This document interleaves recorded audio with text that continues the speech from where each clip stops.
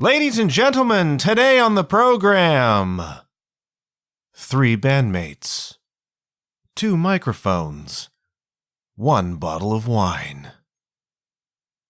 You put them together and they add up to Roadisode time! Hooray! Yes, faithful listeners, your humble host is back out on the highway, or was recently, playing shows with Sarah Smith in the company not only of Sarah, but of the great Deni Gauthier, episode 3, and Ken the Zen, who you met on the first Roadisode a few weeks ago. So, here's the thing. Before we go any further, I have to make a kind of preemptive apology, a preemptive correction to some of the content you're about to hear. As you know, wine is a big part of the Roadisode.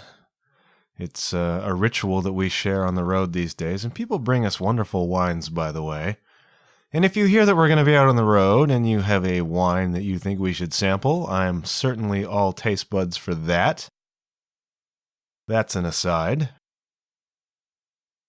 When we opened this week's bottle of wine, the wine of the episode, I made reference to the wine we sampled in the first Roadisode, Ken and I, in Summerside, Prince Edward Island, and I mistakenly identified that as Copper Top in the forthcoming episode.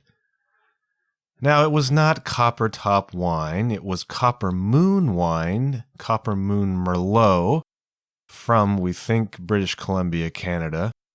And I identified it as Copper Top because that was my brain trying not to say Copper Pot. Copper Pot, which is a brand of 40 Creek whiskey, and we particularly enjoy the 40 Creek whiskey, and we like the Copper Pot. So I knew that the wine we had copper in it. My brain went to Copper Pot because we talk about Copper Pot a lot. So I changed that to Copper Top, trying not to say Copper Pot. What I meant to say was Copper Moon. So that was a Copper Moon Merlot we had last time around. Today, we're traveling to South America, but I'm going to let Deni tell you all about that when the episode begins. I'm going to try to keep this intro short because the episode is long, but you may be having some cognitive dissonance about Roadisodes as a phenomenon. Because this podcast is really about inspiration, and it's generally we do interviews with people who are doing inspiring things. And you may look at Roadisodes and say, where's the inspiration in this? And if you're asking that question, I think I have a couple of good responses to it. First of all, I think the fact that Roadisodes exist at all is inspirational. Because you can't do a Roadisode if you're not on the road. And you can't be on the road if you're not a musician or a comedian or who knows what, chasing a particular dream.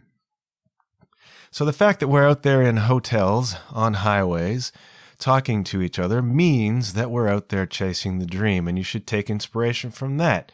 Every time you hear us talking in a hotel, it's us, achieving that goal we set out for, which is to be musicians. So take inspiration, faithful listener. And the people I talk to on these Roadisodes, people like Ken and Deni, these are wise and experienced people. And we talk about goofy stuff on these episodes because we're goofy together, which is what makes us a good band, by the way. It's called chemistry. But listen to the conversation because we go places that I think can be instructive and can teach and can inspire. In this episode, we talk about taking criticism because Deni has a producer/mentor who specializes in telling him how much he sucks. Now that sounds harsh, but it works for Deni. And the point of that is that you need to learn to take criticism if you're going to improve yourself, as long as it's well-intentioned, of course. And we talk about meditation. We talk about mindfulness. We talk about going for it as musicians. So there's a lot in this conversation that can be instructive, and I hope it's also very entertaining along the way. So embrace the Roadisodes, kids, because as I've said before, there are going to be more of them. We're going to be in Europe soon, touring with Sarah, and meeting who knows who along the way. And I hope that you get something out of these episodes beyond entertainment. But you know what? Simple entertainment can be a nice escape too, and hopefully we're providing you with that as well. But I'm going to cut this intro off right now because there's a lot of listening ahead. I hope you enjoy it. Please drop me a line. Let me know where you're listening to this thing, what you like about it. You know, if you have constructive criticism, I suppose I'm open to that too. Anyways, enjoy this. I will talk to you soon. I have some great stuff coming up on the podcast. Hope you'll be along for the ride. And hey, Deni, roll intro!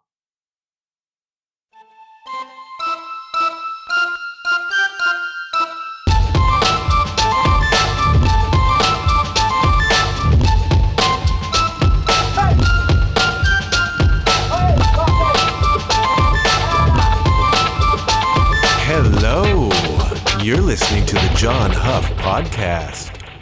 Oh, yay. The time's over. Okay, it's Roadisode number 2. Deni Gauthier, tell us where we're going on this palette tour today.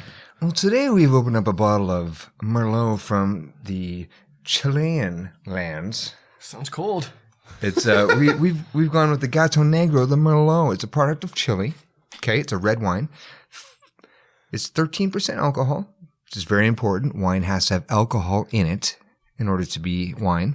Can you read the fine print? Nope. You want me to read it? Central Valley, you better read it, dude. I can't see that. All right. So the last time around we went to Canada, when the first Roadisode with Ken's in. Yes. We were in PEI. We went to Canada for the Copper Top Merlot, which we liked. It was good. It was nighty. You'll recall that it was all about mysterious. I seem to remember. the mystery of the night. You should call this Merlopisodes. Merlopisodes! Oh, gosh. I got to be straight up honest. I'm not sure I can read this either. The black, see, Gato Negro, where gathering means black cat. And on the cover, the logo has a cat that looks like my cat. It looks like John's band. It does. It looks like my band, particularly Gertrude the cat. Pussies. So, yeah. So Gato Negro, we think, means black cat. Here's what it says, lads. The black cat started out as our friendly companion. It charmed our winemaker until he was convinced its very presence inspired amazing wines. Because if you've ever smelled cat urine, that's a tasty wine. Inspiring. And so the black cat became a symbol, a sign of good luck. To spread its fortune with everyone, we put it on all of our wines and sent them out into the world. And then the cat became a globetrotter, as lively as ever, filling glasses everywhere with vibrant varieties. Now, many lifetimes and milestones later, this black cat and this fantastic wine have arrived here to cross your path. Lucky you! This Merlot is an easy-to-drink wine with a ripe aroma of black fruits, such as blackberries and blueberries, which are not black, ideal for accompanying meat lasagna, chicken, and cheeses, served between 15 and 18 degrees Celsius. Jesus. Jeez. What a friend we have in cheeses. Hey, what's the temperature in here, lads? Because is it between 15 and 18 degrees? Yes. It is, for sure? Likely, yeah. Let's partake of this wine, shall we? Oh, That was dumb. But the cat story. Yeah. that was a good story. Well, I like Cheers. cats. Cheers. Cheers. Ken is in. And All cheers. right. Cheers to I you. gotta make sure you get in on this mic here. Oh, that's what he said. That's what Mike said. Yes. Oh, that's a vibrant wine. It's very cat-like. It's feline. You gotta smell wine. it. You gotta smell it. Now we're drinking out of hotel cups. Okay? That's true. They're not the styrofoam, full styrofoam. They're more Okay. like the plastic type. I describe that as a bright Merlot. You wanna swirl it a little bit. Okay. You wanna take a sniff. Deep. You wanna breathe it deep. Oh, okay. You wanna. And now, when you taste the wine, you're gonna draw equal parts air and wine into your mouth. Ready? Here we go. Well, that makes all the difference. You can swish it around a little bit, and you just want to taste it. You just want to taste it. This tastes like something you would cook with. Yeah, I would cook with that. Barbecue. Oh, word. So Gateau Negro, we buy the Cab Sav quite often because, frankly, when I was a starving artist, it was cheap. And they started winning all kinds of awards. The Gateau Negro kind of climbed up in price a little bit. It's still fairly cheap wine, but especially the Cab Sav is quite nice. But I'm not a huge Merlot guy anyways, to be honest with you. Ken and I are Merlot guys. What the? I don't like Merlot as much. Dang. He's a Merlot guy. I'm a Merlot. He says Merlot to that. So, lads, the first Roadisode was recorded in Summerside, Prince Edward Island. Where are we tonight? Timmins, Ontario. Timmins, O.N. That's right. This is the big city of the north, as they say. The Paris of the North? Something like I that. thought that was Sudbury. No, we're more north. Are we? Yeah, the actual north. The Paris of the more north. The Paris of the more north, I thought which that is was- a close relative to the Mordor, Ooh. would be, which is south, of course. It's Asgard. We're in Asgard. Isengard? Isengard. Isengard? Asgard? That's what Ken calls the city we play in, Eisenach in Germany. Yes. Isengard. Isengard. Isengard. Arr. Yarr, I had a big red beard. Yarr. All right, so we're in a hotel room in Timmins, Ontario, God's country. We've just played a festival here, the Great Canadian Kayak Challenge. And what I find interesting about that is that I did not see one single kayak in 2 days of being at this festival. There's a kayak in the parking lot where we parked. That's a lie. It's not a lie.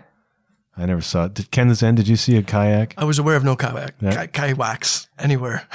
It was a sea kayak. It was orange. Oh. Denny knows about this stuff. Aren't you glad I didn't see it? You wouldn't have seen the orange part anyway, really. No, I wouldn't see it. I'm color deficient. That's true. That's right. So here's what I would like to happen. Since we have here Ken the Zen, back for number 2. Yay. Deni Gauthier is with us. Episode 3 of the podcast, I think you were. Mm-hmm.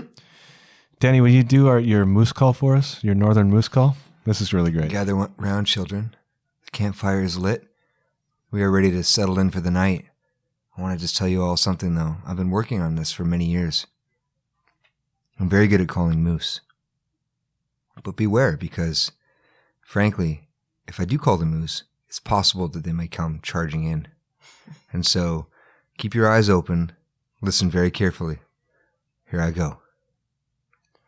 Here, moose! Come here, moose! Here, moosey, moosey, moosey! Moose! Come here, moose! The levels are spiking. I think there's a moose coming right now. There's also a wedding happening in this hotel, and we're determined to crash it later. So I have to change out of my jogging pants back into my pants. whose jogging pants? Whose jogging pants are you wearing, Denny? These are my jogging pants. You're not going to say? Nope. Those belonged at one point in time to a very famous human. Yeah. Who was it? Who was it? There's I like nobody. famous humans.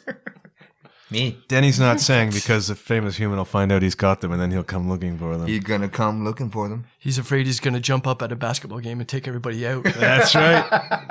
You used to be. Those are my pants. You used to be a basketball player, did you not, Deni Gauthier? I played at a very high level of low-level basketball in high school. And you were recruited to play like handball in Europe or something, were you not? I was recruited to play handball in the Toronto League. And what happened with that? I told them no, I was in high school. How am I going to get to Toronto to play handball, of all things? I'll just play it, like, at recess. Like, whatever. I feel like handball at recess is not that organized.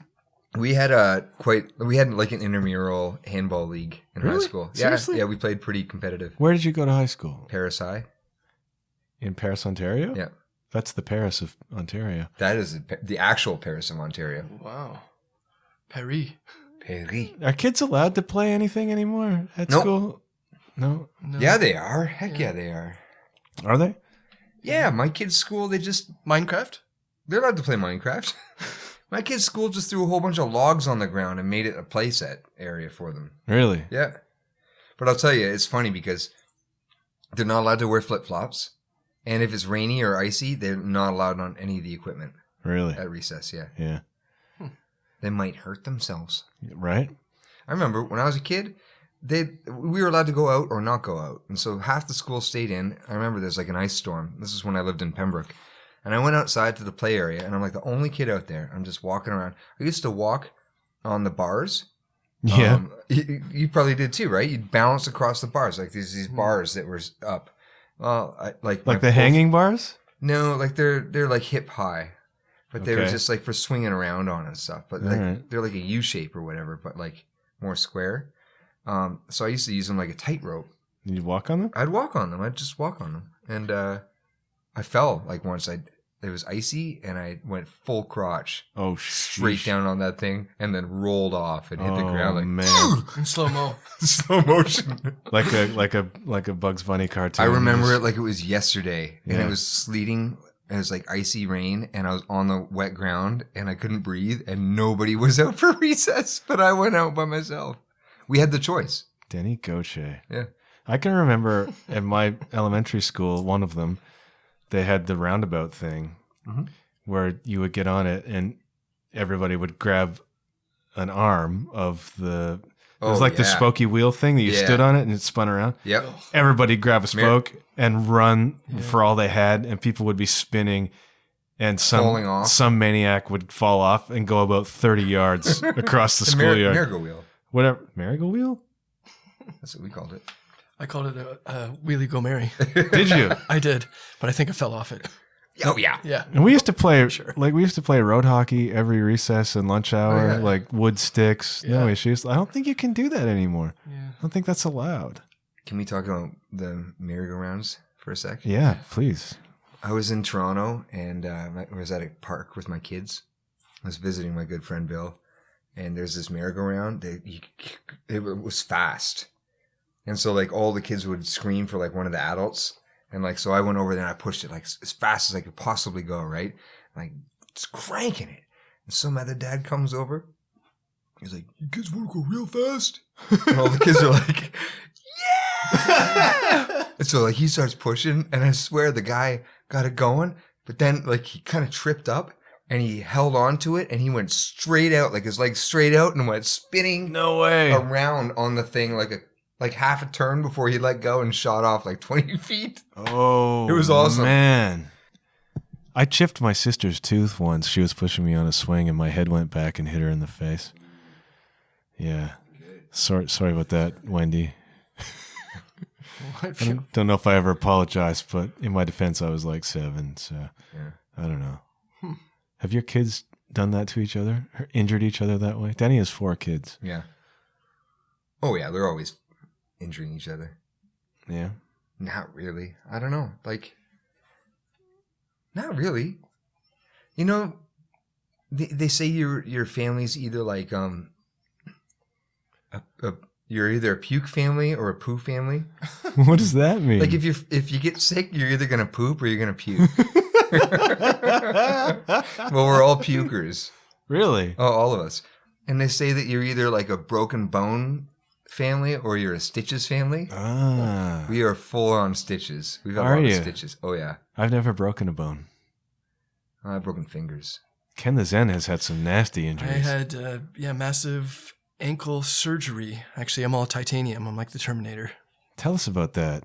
So I was in a previous relationship. You know, I'm on the road a lot, so things aren't always going great. So my ex says, you know, we have to do something so we can spend some time together because we don't get to see.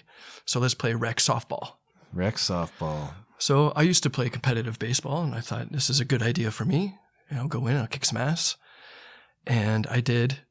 But as the season wore on, we got near the playoffs. I was in the outfield, and I was tracking down a fly ball.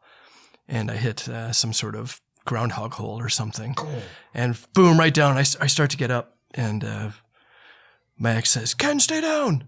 So I was like, "Oh, okay." So I stayed down, and she came over, and she's like, "Dude, your ankle is broken." I was like, "No, I'm okay." She's like, "Just don't look, Yeah. and just stay here, and everything will be okay." I'm like, "All right." It's raining out. So anyways, they call an ambulance. I don't think it was 911, but maybe it was. That would be amazing. Were you in shock at this point? I guess so. I must have been. All right. And the ambulance came right onto the field, right out to the outfield, picked me up. Yeah. And they said, "Oh, it's going to be okay. Don't worry about it. I'm in the hospital." Everybody's like, "I think you're going to be okay. You know, it might just be a bad sprain."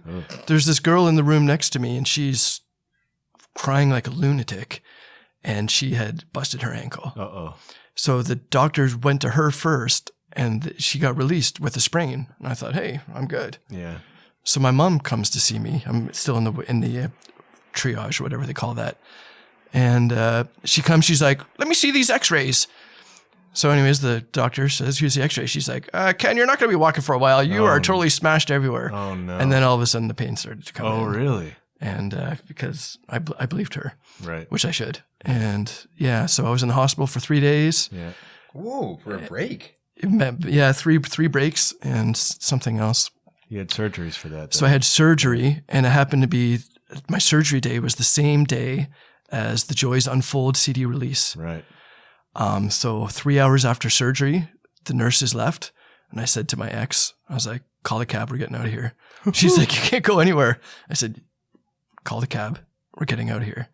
So anyways, I escaped from the hospital, and I went and I showed up at the gig, and my bandmates were like, Ken, what are you doing here?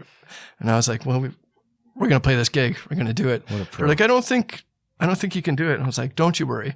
So I'm out on the patio waiting for the show to come, and I'm in a wheelchair and all casted up.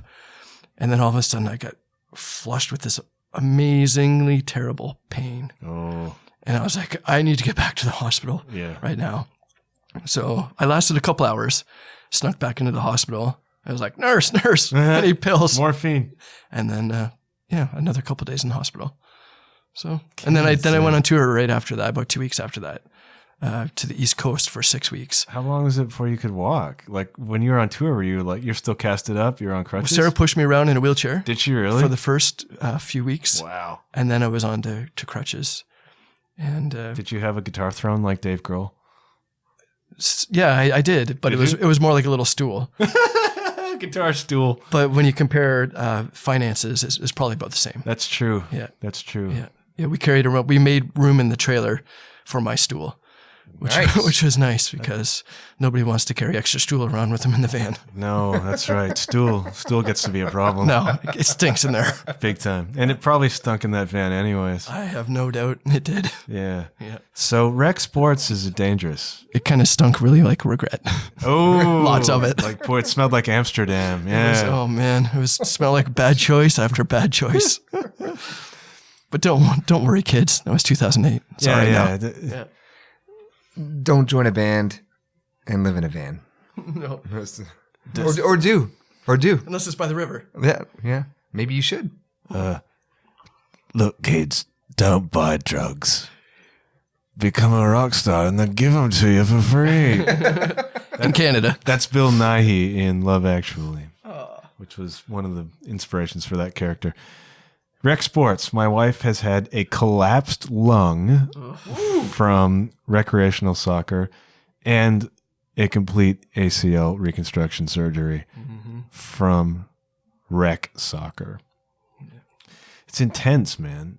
I quit playing because dudes can't turn it off. Like rec sports, like I watch and I'm like, dudes can't not play their hearts out and people get injured.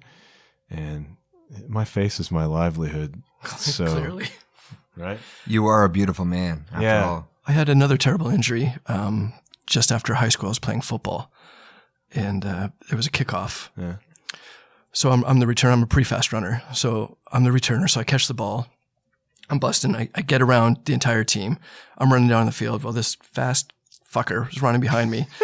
Anyways, he jumps on my back, so I carry him probably about 10 yards, and then I start to go down, and as I get maybe 6 or 8 inches from the ground, he like threw on this extra, how was your uncle kind of thing. Yeah. And my shoulder went, and I tore my RCL, 90%. So I'm laying on this field. They didn't call an ambulance for me. But I sat there. I was kind of in shock. I'm like, you know what, guys? I think I'm going to throw up because my family's pukers. Yeah, pukers. And yes. But I was trapped, so I had to ride my bicycle back home. So I rode my bike home, went in, I talked to my mom. I said, I think I have to go to the hospital. I really hurt myself. She's like, you're not going anywhere until you put that bike away. And I said, no, I really don't think so. She's like, you get that bike to the basement right now. So I had to carry my bicycle down into the basement, put it away, and then go to the hospital. And yes, it was torn, 90% tear. He had to carry his own cross. Yeah. Like the Nazarene. Jesus. Did you have surgery for that? I didn't, because it would have cost me $60,000 because it was still 10% attached. So my specialist said, just bang my arm against the wall a few times just to finish the job. Break it? Finish it? To finish it. And then it would be covered by a whip. And I couldn't do it. So I suffered. So do you still have shoulder problems from that? I don't, but it took about 10 years before it was level Egad. or equal. Yeah, it was awful. I can't believe you had to pay for that surgery. Yeah, because it was still manageable. Partially attached. Yeah. I couldn't move it for a few weeks, but then I could move it a little bit, but it definitely had no strength for a long time. Amazing. And then I was in the Fowler Clinic, I believe it was called, in Western. Oh, I had for surgery for a there. bunch of time. And they really helped me out, but still, it took years before it was on par with my right. What was your surgery, Deni? Oh, I had a knee injury from playing soccer at a camp, kids camp. I was a counselor. I kicked the soccer. Actually, I did this pretty sly move where I roll the ball to the right and I kick it up. You kick it up behind yourself type thing, you know. Yeah. Typical soccer awesomeness. And my knee gave way and it went all the directions. Oh. Like backwards and forwards and around. And it hurt so bad I couldn't talk.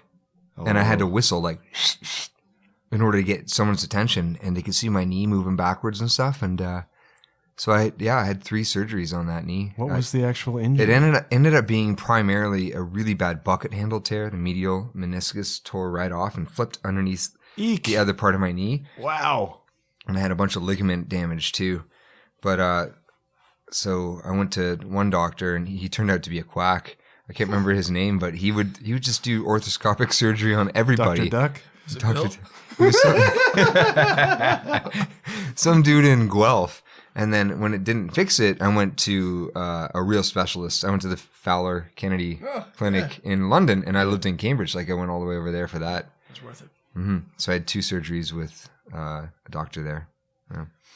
I've spent quite a lot of time with the Fowler Clinic for various reasons, but never a surgery. I'm very lucky about that. I've had weird, I've needed physio Didn't on you have several your butt things. sculpted? Yeah, but that's to be David. Fowler Kennedy doesn't do that. You go to a plastic surgeon to get my gluteal shape and development. Yeah. Right? That's very rare and beautiful. Fowler Kennedy won't do that. Now, if one of those ruptures in a sports-related accident, Fowler Kennedy, if I'm doing a squat at the gym and I blow like an implant, Fowler will look at that. Nice. Well, oh man, Deni, tell me about some of these records we've been listening to in our room over the last couple of days. We had War on Drugs. Yeah, War on Drugs. Deeper Understanding, I think it's called. It's like a education in pop music. You can't really say rock because it's not Nirvana. It's not. It's not Cinderella. It's not Queen. But it's fantastic. It's kind of like the best of Radiohead and with a pop sensibility, like really crazy, wicked guitar, like noisy stuff, and just great hooks. I feel like it has more melody than some of the really high profile Radiohead stuff. Yeah, certainly. Yeah, that's like the pop aspect of it. But they have enough dirt, they have enough noise to make it interesting, kind of, Yeah. Okay. I like it a lot. I've really enjoyed what I've heard from it. It's really good. Wait, headphones. It's kind of like Coldplay, but wearing pants. It's like Coldplay didn't cut off their jeans into jean shorts. But they probably did. They just wore regular pants instead. Well, I really it's like Coldplay, but they're not wearing Birks. Or skirts. I think Or that's skirts. what Ken was driving at. it was the reference. I really like the first 2 Coldplay records. I do too. I'm a huge fan. I really do. And I always felt as though I would like to be in a band that covers Yellow and I could sing it.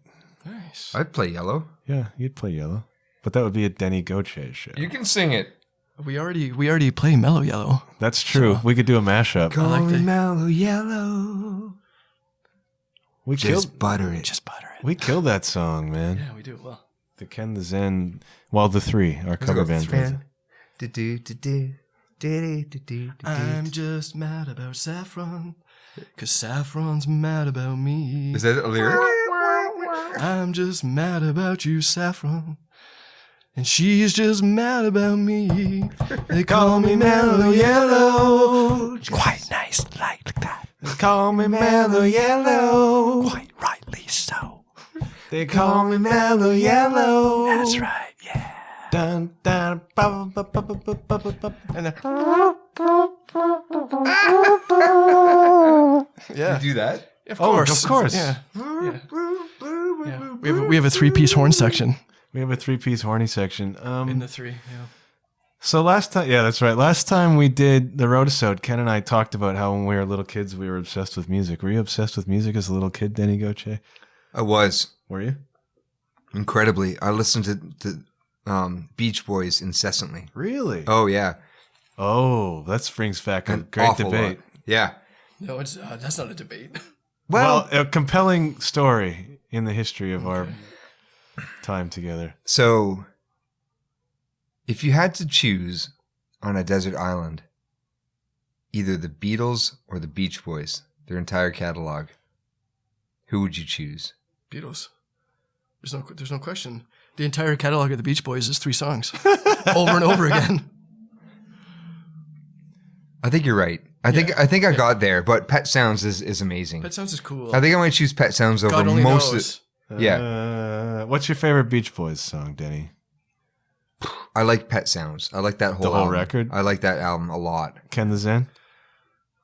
My favorite Beach Boys song is Help Me Rhonda. Really? Oh, I love that song. And the reason why is because I would drive around with it playing in my car and my daughter would be in the back seat. Yeah. She's like, Dad, who's this band? I was like, this is the Beach Boys. She's like, it sounds like they're really having fun. I really like it. So I'm always reminded that you can still record music and have fun while you're doing it. Yeah. She's like, it sounds like a party. And it is. That's the Beach Boys. yeah, Yeah. It was just kind of cool. Yeah. So because of memories, Help Me Rhonda. Musically, I think Sloop John B. Yeah. Love it. My Or wouldn't it be nice, of course? My favorite Beach Boys song is Don't Worry Baby. Don't worry, baby. Yeah. Yeah. Everything will be alright. Yeah. But the Beatles absolutely stomped the Beach Boys left, right. I don't know center. about stomp. Yeah, it's I don't know, man. I struggle with that because I like Pet Sounds better than most of the Beatles records, but I think that I would have to ultimately choose Beatles. You do know that the Beatles played the music on their records, right? Ah. That we know of. I'm absolutely sure you should read the biography by Jeff Emmerich, which is all about every Beatles track. You are correct. They did actually play their own music, and the Beach Boys did not. No. Mike Love would show up and be like, hey, Brian, what would you like me to sing today? Yeah. He's like something like, woo. All right, I got it. I know. I get it. I know. But Debate's over. I know. the Beach Boys did give us Kokomo. That's all John Stamos. Why don't we go down to Kokomo? Get there fast and then we'll take it slow. Get that note. That's Oh, where yeah. we want to go. Way down to Kokomo. Jamaica. Great. Yeah, okay, so it's really not a debate. I'm going to have to admit that. But it carries a lot of weight in my childhood. Like, Beach Boys are killer. yeah, for musical development was huge for me. Beach Boys were huge. Who else did you listen to as a kid? Michael W. Smith, Of course. Striper. This is your kid music? Like when you're a little kid? Little kid, for sure, Michael W. Smith. The first album. Michael W. Smith. Well, people will know that My Place in This World song that was like a secular radio hit. I don't know it. I've never heard of this man. 80s. Michael W. Smith is one of the highest selling Christian contemporary music artists of all time. And he blew up in the 80s. He was like on par with like Amy Grant and people who were like crossover artists from the Christian music world. Those worlds merge more now than they used to, but in the 80s. And his first record, Project, was actually one of the first records I listened to when I was a kid too. His stuff, like, cause he worked in Nashville with the best producers and the highest paid musicians. Yeah. And his stuff is incredibly good, but very, very Christian. Yeah. Right. But, so incredibly musical, though. Yeah. Like, for sure. Yeah. Like, he's a talented man. Incredibly talented. Yeah.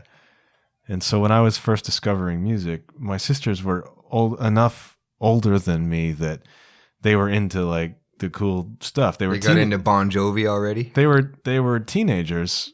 Particularly Wendy, whose mouth I smashed. 6 years older than me. So she's 13, 14, and I'm 8, 7. I'm just realizing that I exist, and I'm hearing the teenager music from my sisters. So, but we were in the Christian world, so it was tended to be Christian contemporary music. Michael W. Smith. My sister was a pianist, and a lot of his music was piano driven. So she liked him, and I really liked that record Project. I have some of his stuff on vinyl. I still listen to it. It's good, but Queen. All right, getting into proper music that people have heard of. Queen. Yeah, Queen. Yeah. Oh man, what's your favorite Queen song, Deni? I love the solo for "We Will Rock You." Yeah, that's the best guitar solo I can think of. Really? Yeah, it's one of them. Interesting. Ken the Zen, you're a big Queen guy. I am. Yeah, I've seen them in concert, but I'll give you a couple songs because I don't like just answering one answer. Of course. But my favorite Queen song for inspiration is "Crazy Little Thing Called Love." Yeah, when I was a teenager, I used to play guitar. And then the song came on the radio, which was "Crazy Little Thing Called Love." And I heard that bass line. I was like, what is that? Yeah. And I found out it was bass guitar. And so then I came across a bass guitar, got one, and that was the inspiration for me playing bass. It was "Crazy Little Thing Called Love." Did you play bass before guitar or vice No, versa? guitar first. I was a punk rock guitar player. You wanted to be a guitar player and then bass? Yeah, I was raised by Slash. So my first guitar songs was, GNR, of course, but the very first song I ever learned on guitar was "Shout at the Devil" and "Looks Like Kill." Big Motley Crue fan. So similar to your Christian music, but completely different. Well, I shouted at the devil along with you guys, which was nice. But you never ran with the devil because you weren't a Van Halen guy. I never did run. I did jump once or twice. But that was it. And I was definitely hot for a teacher. Grade 9, Mrs. Gonder. Really? She taught me some English, I'll tell you that. When I was in grade 7 and 8, we had Mademoiselle Cookta. She was the French teacher at my senior elementary school. And in retrospect, she was probably only 22 or 3 years old. I think she was fresh out of school, but we were 12, so she seemed like a full-on adult human being. She was a lady. She was a very beautiful young lady. And Miss Cookta, if you're out there, send an email to the show. We'd like to know you're alive and well. With some pictures in that email, please. Easy now. No, I'm just saying. So back to what we were talking about. My favorite Queen song, by the way, is "Another One Bites the Dust." Oh. Just because my wife loves that song for some reason. I like "Another One Rides the Bus." "Another One Rides the Bus" which is good. Fantastic. Yeah. My favorite Queen song is "The Love of My Life," for sure. Really? Oh, if you want to see me cry, just put the song on. Interesting. Yeah, it's a weak spot. I don't know a lot of Queen, to be honest. But my wife starts dancing every time that bass line to "Another One Bites the Dust" comes on. Heck yeah. Yeah. How can you not dance to that beat? And it's Boom Chick. Yeah. That whole song is just Boom Chick. Yeah. And it's like, you drummers out there, you want to know how to get a job? Learn to play Boom Chick like "Another One Bites the Dust" and make that feel good. And you're on your way. Yeah. Deni. I love Queen. Jeez.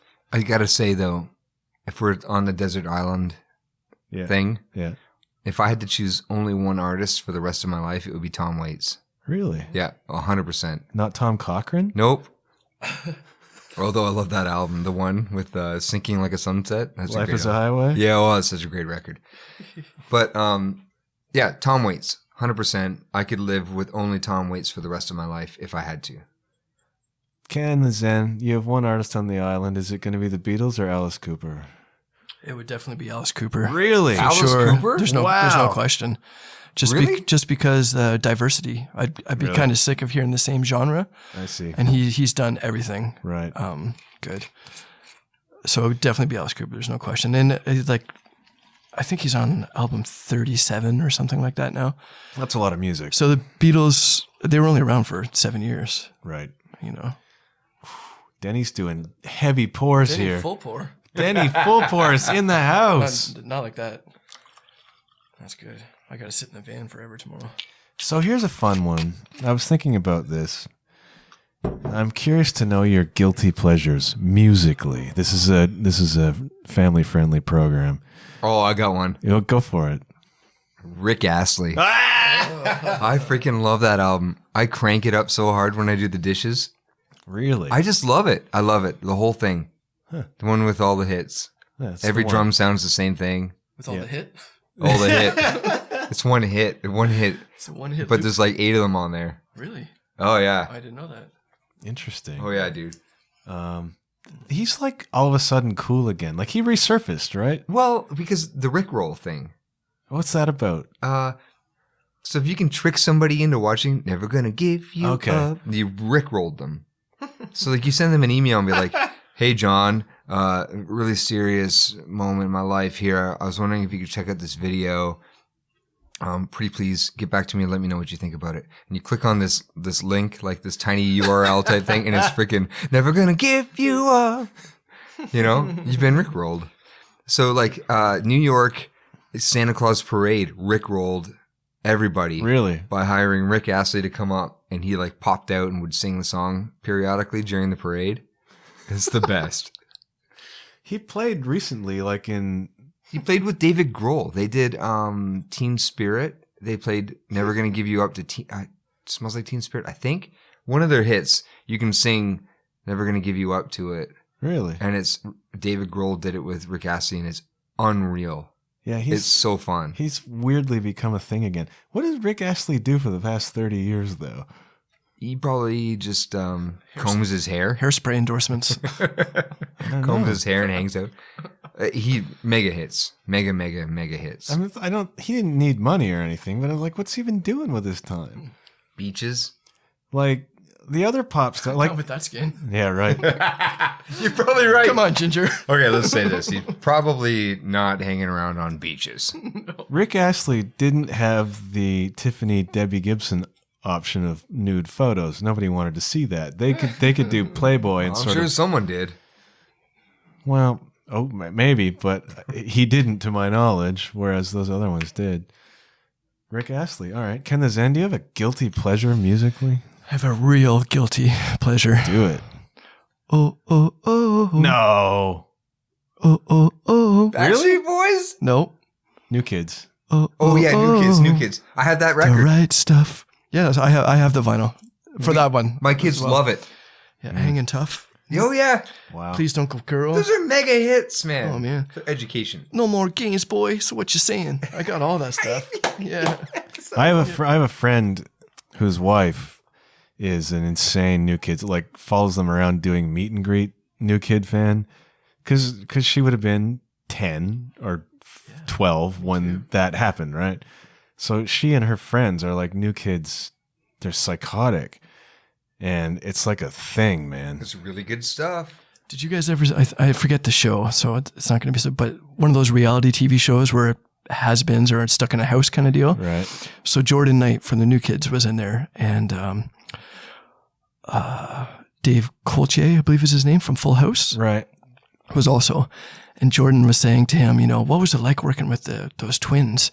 Man, I'd like to get in those pants. And he's like, dude, they're like a toddler. What are you talking about? And I remember watching that and going, oh my God. It wasn't Uncle Joey, it's the other guy, the funny guy. Cut it out. Cool, yeah, the blonde guy. Oh, no, it was Joey. Jesse was Joey. Jesse is. It was Uncle Joey. Stamos. Yeah, that's right. Yeah, Uncle right, Joey. Jesse was Stamos. He's like, the cool one. Jordan, don't ever say that to me ever again. That's you were creepy. Disgusting. The Olsen twins are creepy now, and they're adults. They're not twins anymore. If you've seen their picture, I haven't been looking. One is not doing. Oh, really? Spectacularly well. Heroin chic? Is it maybe further down there? She looks like something from Nightmare Before Christmas. She does. She's a Tim Burton character now. Cute. Yeah. Yeah, I mean, she looks like a Tim Burton character. What's further down than heroin? What goes beneath that? Meth? Meth is not so good. Not so good. But it's not even the drug so much. It's more the look. Really? She has that look where it's, I mean, what do I know? But she might not have many days left. Wow. Ken is But the other one's doing pretty well. So. Celebrity death predictions here. Well, they say that twins eat each other, so Is that what happens? maybe that's going to happen. But she won't get very full on that meal. That's for sure. That's true. Yeah, that's more like toothpicks. That's dark. I love it. Yeah. I was once told by a psychic healer type person that I had a twin who died in utero and wanted to be reborn as my son. Interesting. Now, I had already had the vasectomy at that point, so it's disappointing for you, man, but that's a weird thing to think about. I had a twin brother, allegedly, which maybe is why I have so many personalities. I call bullshit. Deni, you're a skeptic. I do believe in those things, and I do believe that story for sure. In my family, there was a set of twins, and the other one, there's truth behind every joke, and one of the babies did die, and then the other one did consume it. So. Fact. I used to watch like these freak show people on like TLC. They would have these crazy people with like really horrendous genetic problems or diseases that are super duper rare and like tumors and stuff. And there was a guy who had like a 20 or something pound tumor in his stomach. Oh, yeah. This huge thing. I think it was his stomach. Turned out it was his pet dog. It was his twin. What? That had been in there his whole life. Yeah. Yes. Dude, look it up. He did say TLC. Well, I'm not saying no because I don't believe you. I'm saying no because I can't. Because that's awful. That's right? awful. But it was, I think, in like a third world country where they don't have access to the sort of imaging that we do here. And right. And these people tend to be like in a village somewhere far away. And there's like a person who's hidden in that house all the time. Did they cut him out? Was he alive? He was alive. Really, really smart guy. Nice guy. Mustache. Super nice guy. He's well kept. Super nice. Yeah. One of those guys they say that thinks with his stomach.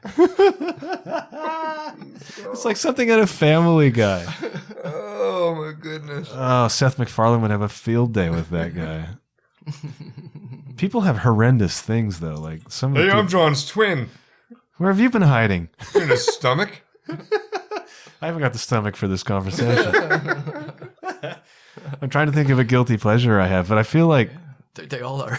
They all are. Like Steel Panther. I'm a hair metal guy, so it's like you're immediately ostracized, and you should not be, by the way, because so much. I don't know about that. So much of that music was so good, and people don't even consider it, and it's really a shame. I'm a closet hair metal fan.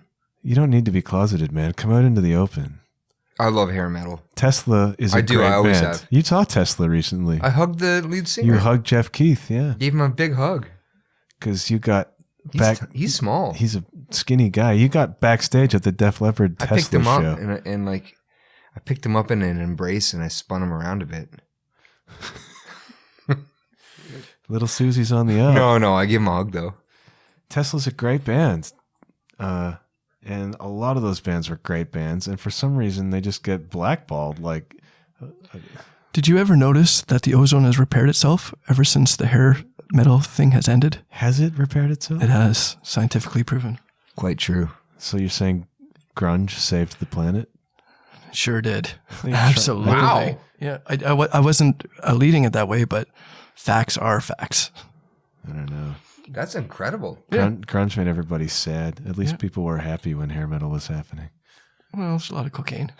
Right? Lots. Right? It was about partying. You want to know why those mixes sound so like high-end and sizzly? Why? Cocaine. Nice. Yeah, they're all pumping coke, and you can't hear high frequencies as much. So they turn them up? Yeah, they turn them up. Interesting. Mm-hmm. Well, anyway, that music should not be as shunned as it is. So I feel like that's a guilty pleasure all on its own. But Def Leppard? I like some Def Leppard. I'm a huge fan of Def Leppard all of a sudden. Because you just saw, and you met, did you meet any of them? Joe Elliott. You met Joe Elliott, right? What was he like? Super cool, classy, down-to-earth, amazing human. That's what Kurt Dahl told me too. Yeah, really good guy. I was taking a picture with him, went with M. Griner, and she got backstage passes, and we're hanging out in his bus, and I went to I was taking a picture of me and Jeff and M's brother, and Joe pops in behind us, goes, "Photobomb." Photobomb. Yeah, photobomb, like his English accent. And ladies and gentlemen, that's when I figured out that Def Leppard was not American, by the way. Oh, gosh. You didn't know I that? had no idea. Yeah. Where have you been hiding, man? I don't know. That's why they say love bites, yeah. Love bites, man. Love You've been hanging bites. around listening to freaking Michael W. Smith records. You didn't even know Def Leppard wasn't American. I thought they were American. I'm amazed. I know. That- I've never been a huge fan. I just really loved the songs. I always thought Tesla was Chinese, so No it way. happens. Yeah. You did? No. No. No. By the I way, don't. Tesla, No. I took a picture. They hit every single rock cliche in one picture. Did they? They had 2 acoustics on stands. The guy was playing acoustic and had a double neck guitar hanging behind him. And they had 2 people singing harmonies while the bass player like stared down the drummer, and flames were shooting up out of the back. See, but that wasn't a cliche when they were doing that back in the 80s. That was Oh, it was new back then, but now it's a cliche, and it was awesome. right. It was. It made me so happy. I've seen Tesla twice. Once was at Cowboys in London. What? Yes. They came along and they did their 5-man acoustical band thing because they had one real radio hit, which is the Signs. remake of Signs, right? Yeah. Which is probably my least favorite Tesla song of all. It's also a cover. Yeah, of 5-man acoustical band, 5-man electrical band. Yes. So they came into Cowboys on like a Monday night in London, which is a club, and to do that, and they set up acoustic and they played, right? Was it packed? There were people, but it wasn't packed. Good Lord, they just played in Budweiser, Bud Gardens for like 12,000 people. Opening for Def Leppard. I know, but like still, it's Tesla. Right. So, so they played, right? Whatever. It's fine. It's good. And then they did their song, Love Song, which was probably their biggest hit that was actually them. That wasn't a cover. That wasn't a cover. And they played it. And then there's a part where that song kicks in. It's a ballad, but it like rips. There's a great guitar solo, like a really signature guitar solo. And they had been playing acoustic all along. And then when it came to the moment of that guitar solo, all of a sudden it just whipped out an electric guitar and they lit up. And they just went into it, right? And they played it for real. And then they did like 4 or 5 songs after that plugged in, and they covered War Pigs by Black Sabbath. Oh. And it was just unreal. Dynamite. It was unreal. Well, they're like history. They're like music history. They are. They're amazing. They are. Yeah. Wow. And so are a lot of bands of that era. Well, they are. Amazing. Yeah, Tesla really impressed me. They were amazing. Rock history? Well, partly. Like yeah. Top 500? Well, 1,000? 1,000. Okay. That is history, though. I'd say maybe top 500. Really? Probably. Tesla? Name me 2 albums. Oh, I can't. You can't do it, but they made a big impact. Did they? Yeah. Tesla was big in the 80s. Oh, yeah. Like like when they Nikola Tesla in the 1880s. Right. When the hair metal Very big. when the hair metal thing was happening, Tesla was one of the bands. Mm-hmm. Like they were one of the bands, With like Slaughter. but bigger than Slaughter. Like Really? for longer than Slaughter. Really? Yeah. Slaughter came along and Who's like Slaughter? Slaughter's The question is, who brought her? who brought her to the slaughter? Bring your daughter to the slaughter. That's an Iron Maiden tune. Tesla had a longer career than Slaughter did. Really? Yeah. I am very ignorant when it comes to this stuff. Like Tesla was selling out like arenas. Like they big were time. they were a big They're band huge. at that point in time. Yeah, late 80s when that was happening. They were a big deal for sure. And then Slaughter came towards the end, like 90, 91. So they only had like 1 or 2 albums before the whole scene popped. Okay. Tesla was around longer than that. But Slaughter's first album is great. Just saying, it's a great record. It's a great rock and roll record. So that feels like a guilty pleasure. But then there's a lot of Christian music that is absolutely a guilty pleasure of mine, but it's some of the music I grew up on. White Cross? I never really liked White Cross that much. I liked their first album, and then it got a little too hokey for me. But like Petra stuff, like the Greg X Volz Petra records, I still listen to all the time. And they shouldn't really be a guilty pleasure because they are really great rock records. Yeah, they're really well done. Yeah. Yeah. I don't know anything about this stuff, so thank you for educating me. I might Spotify this. Don't. No? Well, let me make you a playlist.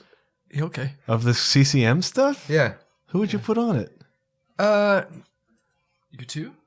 Yeah, a lot of U2. No, that was not part of the Christian contemporary music world. Who would I put on it? This is a weird combo. We're losing your people right now. No, they're interested. Really? Yeah. Definitely some of the early Greg X Volt stuff. Yes. I'd put on some Whiteheart. Maybe. Because it's real catchy and expertly done. Yeah. Some Guardian. Ooh, Jamie Rowe Guardian or the first Guardian Miracle record? Mile. That album was freaking amazing. You know what? I saw them live. Did you? They were every bit as good as their record. My thing with Guardian is I really liked the first Guardian record. Miracle Mile. Oh, no. Love and Fire. The first Guardian record. First Watch. First Watch? Yeah. So it was probably more metal. The Guardian that you're thinking of was the second iteration of Guardian. All right. This is a Christian hair metal band, by the way. They put out. What's that sound? What is that? There's a leak happening. I think he's peeing in the shower. In the bathtub. Anyways, Guardian put out the original lineup of Guardian, which was a different singer and a different drummer than you know. Put out a record on the Enigma Records label. Was it good? Yes. It's my favorite Guardian album. Really? Yeah. And it was produced. Tony played on it? Yeah, Tony Palacios. He's a killer player. Played on it. It was produced by Oz Fox of Striper. Oh, geez. Well, you know it has to be good. And it was less of a bluesy metal style. Yeah. It was more of a straight ahead metal style, more of a Striper style, right? Probably. And the singer was Paul Colley. And I don't like Paul Colley's voice as much as I like Jamie Rowe's voice, but I like that record more than anything Guardian ever put out. But at the same time, it's kind of goofy. It's goofy. A lot of the Christian lyrics were really goofy. It gets real goofy. Tag. Oh, Deni's going now. Anyways, we're talking about Christian music. I got kicked out of a church once. For what? So I was about 16. Me too. I'm sure you could picture that. And if I look just like you do now with less facial hair. Less facial hair, but longer hair. Huh. I had really long rocker hair, as it were. And I was out on a date with this girl. And I don't know how we ended up in this church, but for some reason we were in the church. Maybe she must have went there. I don't know. But the jackass that I am, I walked in the church and then I sat down. Family, I apologize. And I just started rocking back and forth like I was possessed. And this Antichrist, devil child, Antichrist, devil child, Antichrist. AC/DC. Not that I like AC/DC, but for whatever reason that was in my brain. And I got removed from the church. Is this a Catholic church? It was a Christian church. It wasn't Catholic though. Okay. Yeah. In the mean streets of Westmount, London, Ontario. I am very impressed. Yeah. And that will be in the memoirs one day, for sure. That's a fun story. It was bold. I mean, I definitely went for it, and that was our first and last date. But Deni didn't even bother to shut the door. So the girl didn't want to see you again. She didn't. I don't even remember who it was, to be honest. But wow. But yeah, I remember that story, and it was a classic moment in my early life. I am impressed. Thank you. I like to do things. When I was growing up as a teenager, as a starting drummer, I cut my teeth, as it were, playing in church. And I was... Me too, as a bass player. Yeah, I was in one of those churches where the music was really hopping. Like it was Like the whole rhythm section, rhythm, guitar, bass, and drums we were all 16-year-old metalheads. So we had like distortion on the guitar. I had a double kick pedal that I was playing. Not well, but I had it. And so I would leave my drum kit at the church. And so I would go there sometimes to practice. And it was just me and my drum kit in this huge auditorium that sounded amazing. Deni's doing a total recline on my bed here with his crotch pointing at the microphone. Gato Negro. Gato Negro. We are Oh, gosh. we are an advertisement for a Gato Negro. Yoga. Yeah. Happy baby. But it was great. It was amazing playing my drums in this huge auditorium, just me and that sound in there. It was incredible. And I'd be playing along to like Jackal Records and MSG Records. Yeah. It's music that was not allowed in there. Thank you very much. But it was fun. 54 minutes, lads, we've been talking. We're doing good. Don't say it. What? We're doing good. Yeah, we're going to keep going. Yeah, gosh. It's going to be a marathon. This is going to be your first 3-hour Joe Rogan-esque No, it's not. free form. It's really not. But if you got a topic, lay it on the table, big man. Yeah, what do you got? What do you got, Deni? We just played a festival tonight. How was that? It was fun. That's it? That's all Yep. you got? Yep. Yeah. I'm reading a book right now by Paul Selig. Do you know who Paul Selig is? I don't. No. So Paul Selig is a channeler, Cool. and he's channeled several books from who he calls the guides. You should check out the Aubrey Marcus podcast. You ever listen to the Aubrey Marcus podcast?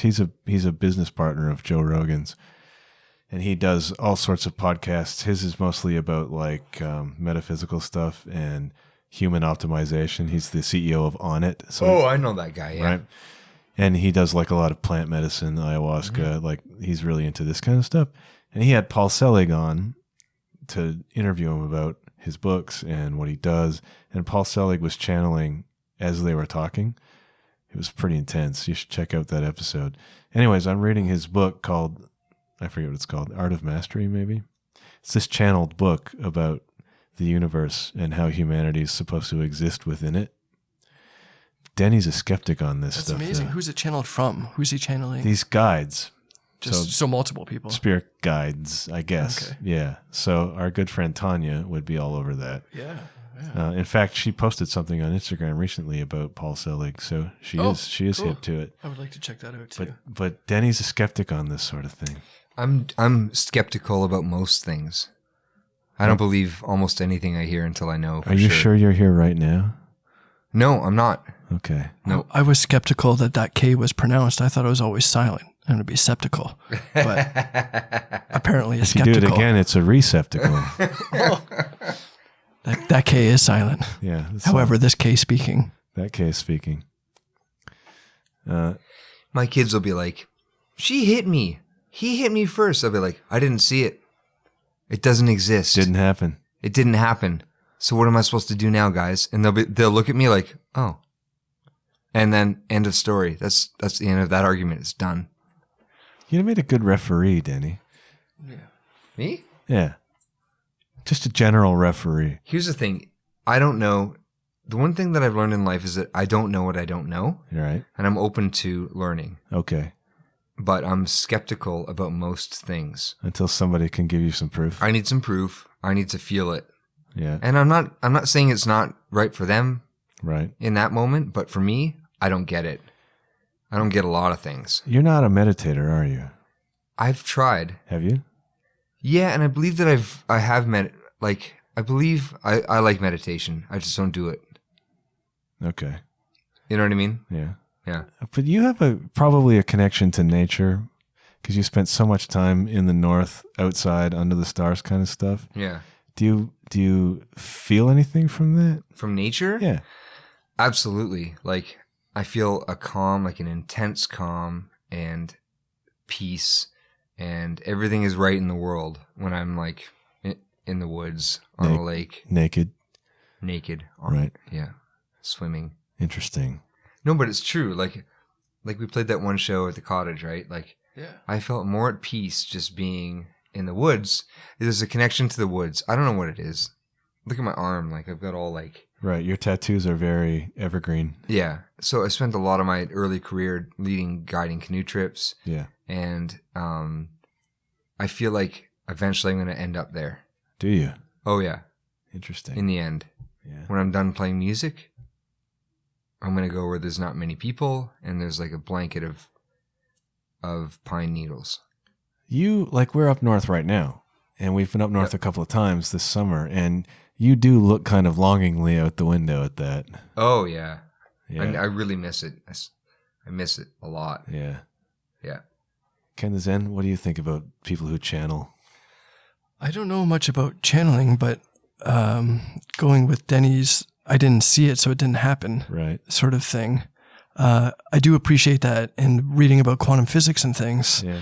It's the universe is observed, and if you're not observing the universe, there's no actual matter. Interesting. So the old adage, if a tree falls in the forest, does anybody hear, or does it make a sound? Yeah. Is no, it doesn't. Because if nobody's there to observe it, there's no matter that's actually happening. Whoa. So that's what I'm getting into right now. So it's pretty deep, but I'm liking it. I'm liking the dig for sure. Well, you've always been on a spiritual kind of journey since I met you. Yeah. But you're like having an intense period of discovery right now. I am. Yeah. So what are you learning right now?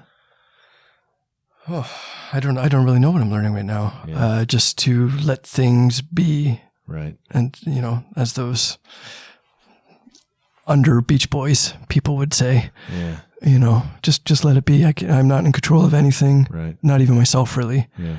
And just let it happen. And I'm not sure I am on a journey. I can't say where I am because I don't know, but I am on a journey, and I do meditate. I try it twice a day for half hour each time. What's your method of meditation?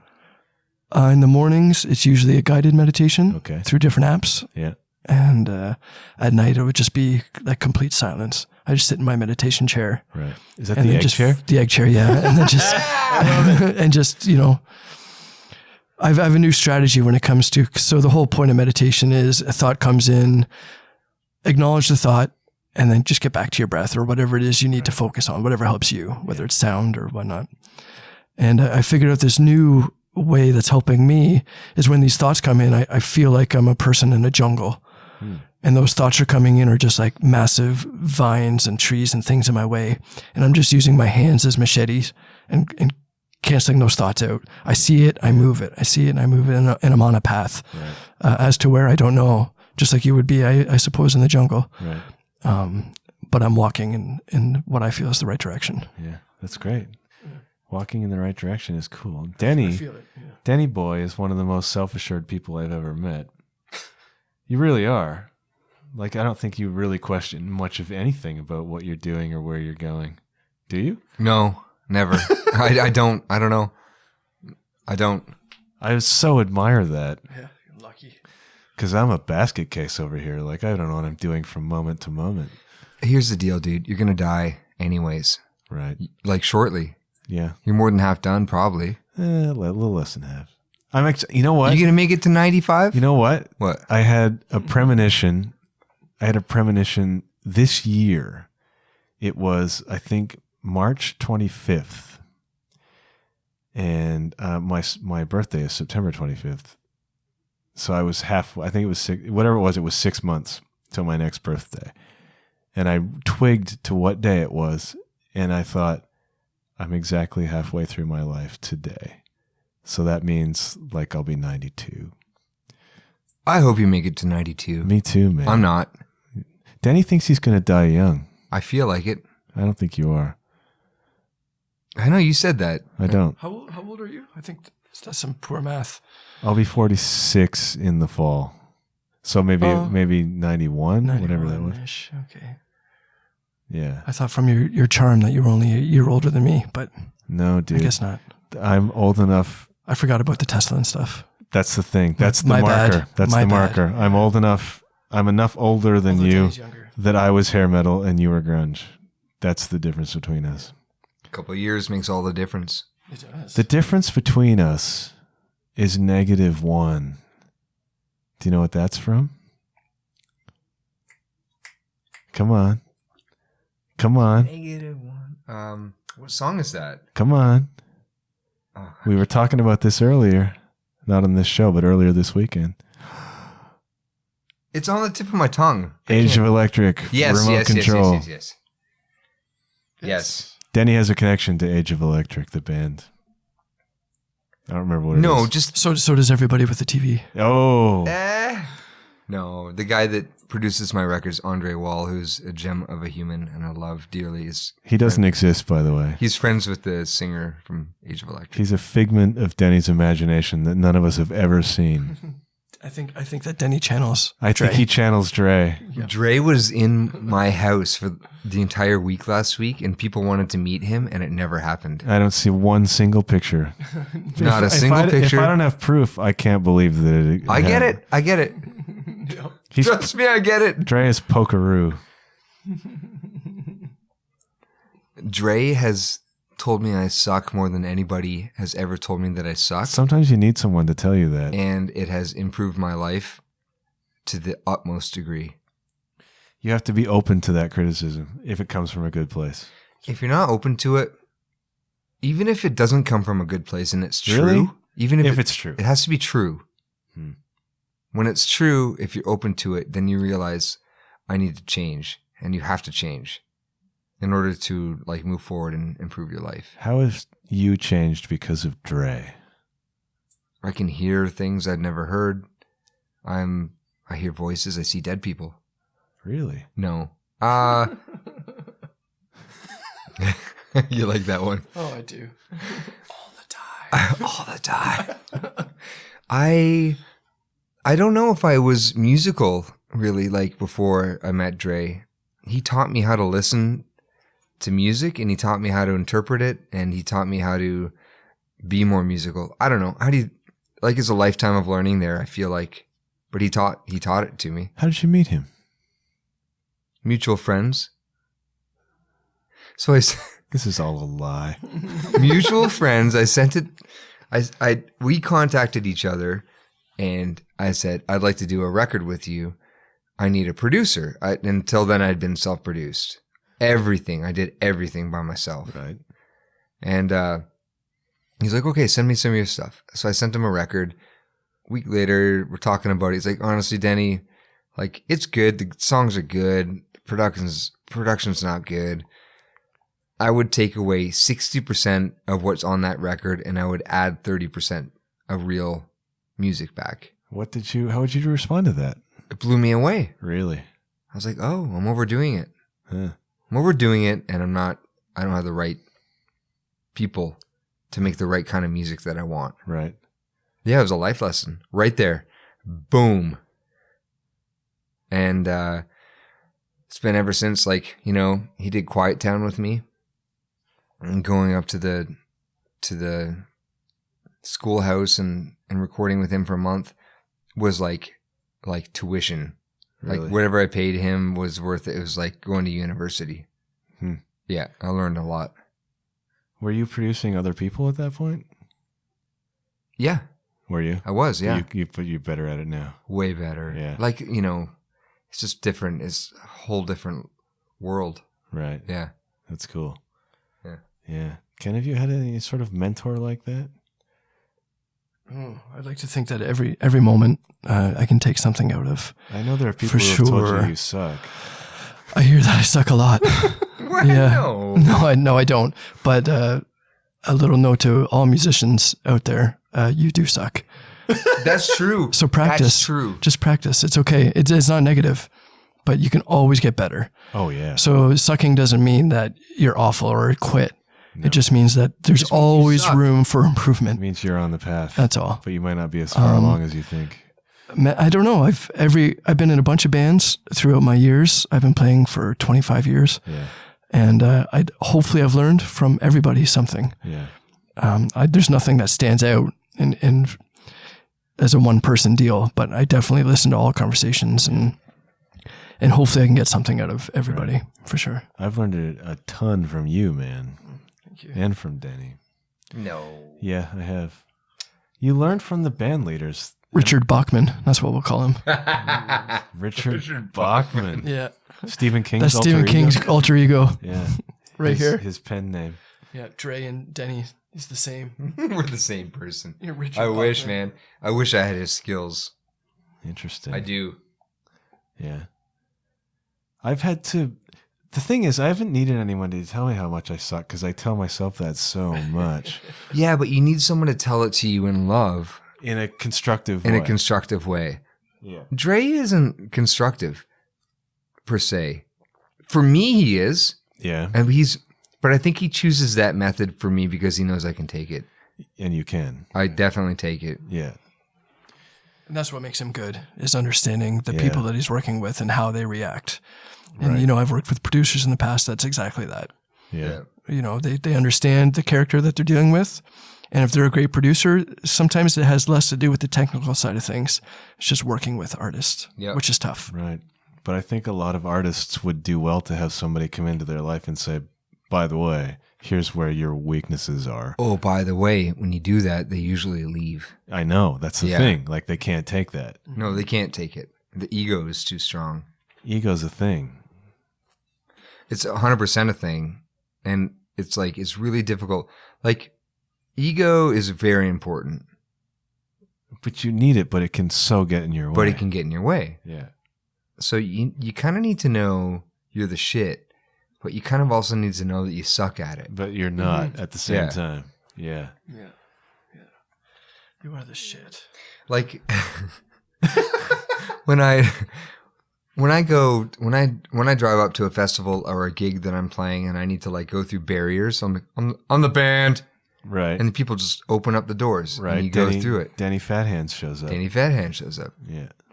But like you have to know you're the man, but then you also have to know that like there's always room for a whole ton of improvement. So that's the thing. It's like, but you have to genuinely want to improve. And a lot of people say they do, but they don't. They don't work at it. Right. Right. So they can't take that criticism. They want the skills, but they're not willing to sacrifice for it. Or they think that they have them. Oh, I want to just keep getting better. But when somebody comes along and says, well, then you should learn to play guitar, then they lose their mind and don't listen. I and can go, play guitar. Yeah, No, right? you can't. Right? Mm-hmm. So, like, that's an important thing. You have to have the humility, but also it takes incredible ambition to listen to good criticism and take it to heart and use it. Not everybody can do that. And if it doesn't serve you, then you can put it away for a bit. You have to know the difference. Yeah, you can put it away. If it doesn't serve you, shelf it. Right. But be willing to access that information later and deal with it if you have to, because you might get to the point where you're like, oh, he was right. Right. That I'm takes not as good as I maturity, thought. man. That's important. It's that's so important. That's a change in your whole life. Like your whole life gets better. Oh, that's a nice pour. Listen to that. Here we go. Oh, I kind of spread it all over the place there. It's okay. You're okay. I'm okay for now. Yeah, you have to. So people can say things to you, and then you just have to take the sounds that come out of their face Yeah. at face value. Okay. He's just cleaning up the table. That's Your good. lips and your tongue Yeah. make a bunch I of. can clean up my own mess. It's Oh, okay. that's nice. He's a good man, Ken. Listen Ken to that. spilt a little bit of wine. That's the sound of Ken Yeah. cleaning up the hotel room. So your face makes a bunch of sounds that we interpret as meaning, Right. and you have to determine whether or not that meaning makes sense to you, and whether or not you can make something of it. And if it's not important to you in the moment, then shelf it and then move on. But if it strikes a chord with you, Right. if you're angry, Right. or if it like makes you feel if it triggers, icky, if it triggers, you, then you have to like you have to look at that. you have to look at that. You Yeah. have to analyze that. Absolutely. And see what's up, and then figure out like, oh, well, maybe you're right. Yeah. I get suggestions from time to time from musicians, and I'm like, Right. I know what I'm doing. Don't even tell me. Yeah. But after about a week of reflection, whoever it is that's speaking to me is almost always right. Really. And then I do grow, for sure. Yeah. No question. Sometimes even counting to 4 is harder than you think. Yeah. It really is. Yeah, absolutely, man.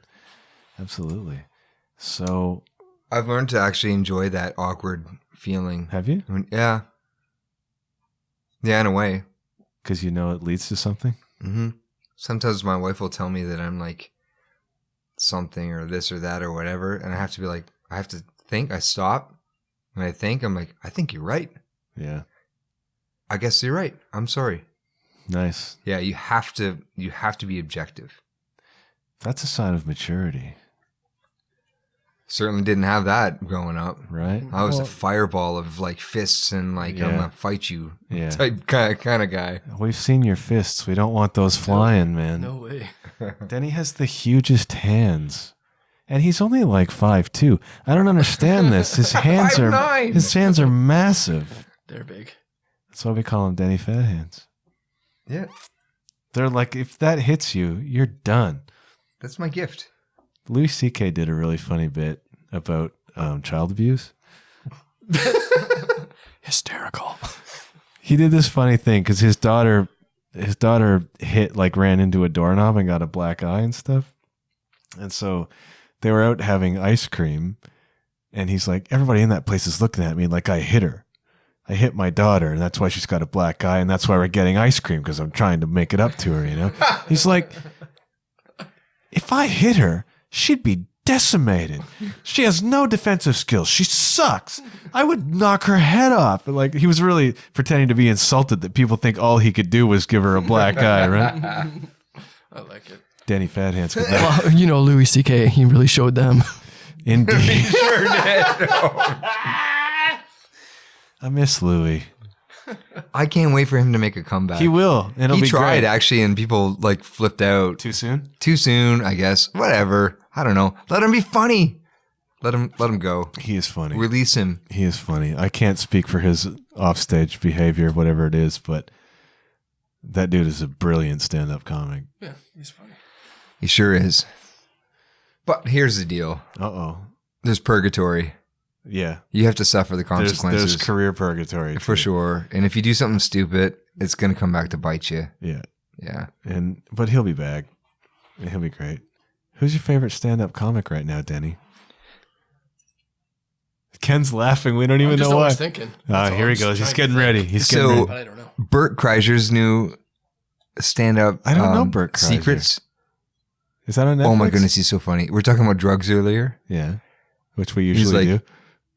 Yeah. He's like, so my girl's going to college, and my wife tells her, don't do drugs. I'm like, He like pulls her aside. He's like, honey, if somebody gives you drugs, you take half. And if you like it, you take the next half a couple hours later. It's like, that's his advice to his daughter when she goes to college. Wow. But like, it's comedy, guys. It's funny. But That's Bert true. Kreischer is and Tom Segura is fantastic. Tom Segura, Theo Vaughn, I think, is an upcoming genius. Yeah. If you follow him on Instagram, he has like these. He goes off for like these like little rants. He's legitimately one of the funniest people Interesting. on the planet. Okay. I haven't really enjoyed his specials yet, but I think like he's on the cusp of something really special. Like he's rounding into something. I think so. He's going to be a real weapon. Interesting. All right. Ken the Zen, you're a comedy guy. Yes, I do appreciate funny. But my favorite comic these days would be Jim Jeffries. Sure. For sure. He is hysterical.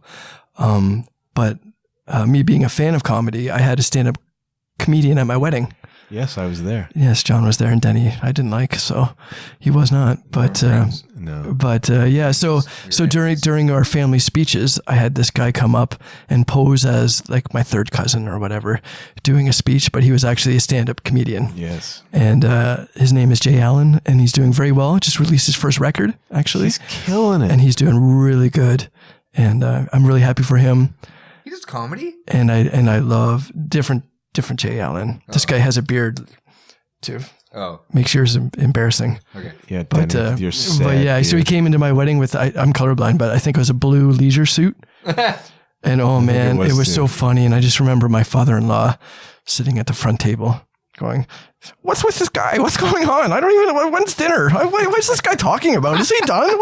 And I was like, come on, man.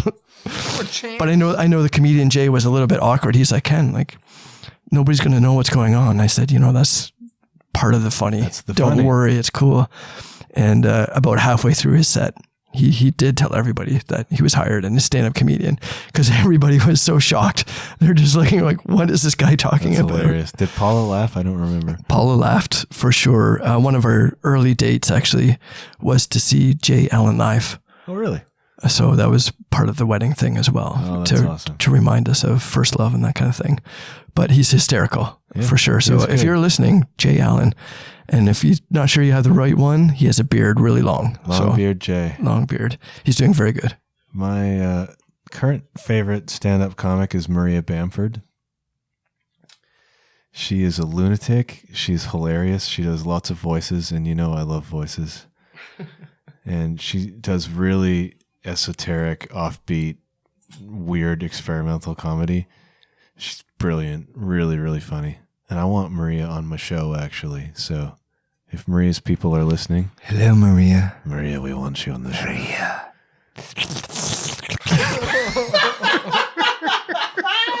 That's a good taste in wine.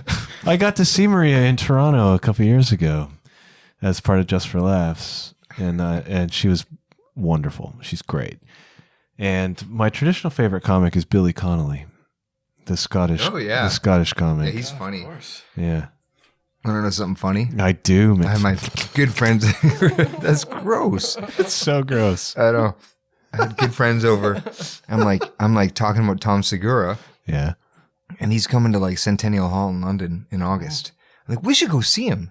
I'm like, so I get on Ticketmaster. Yeah. I'm about ready to hit go on tickets. Right. They're like $60 each. You have to think about it. No. No? I'm hitting go. Okay.